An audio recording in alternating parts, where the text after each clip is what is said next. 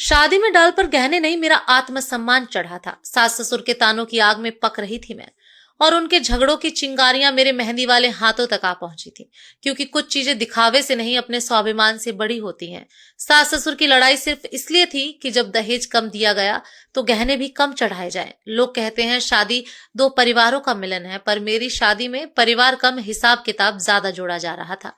मेरी नजरें बार बार दरवाजे की ओर जाती थी, जहां पापा खड़े थे, थके हुए, शर्मिंदा से, जैसे किसी गुनाह की सजा भुगत रहे हों।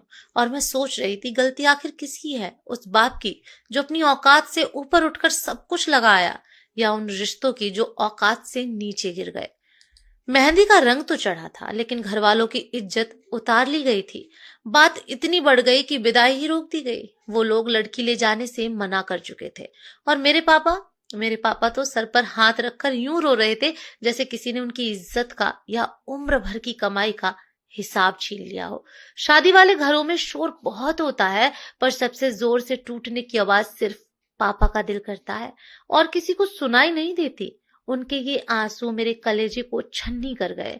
मैंने भी ठान लिया कि अब मैं ससुराल किसी कीमत पर नहीं जाऊंगी। अगले दिन दूल्हा फिर से ढोल नगाड़े के साथ मुझे लेने आया।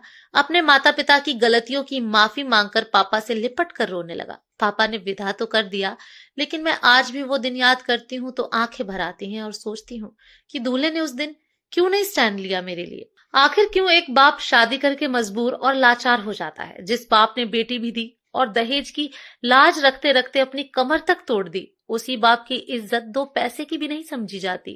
दोस्तों, आपकी इस विषय में क्या राय है? कमेंट करके जरूर बताएं। पेज को फॉलो जरूर करें। धन्यवाद।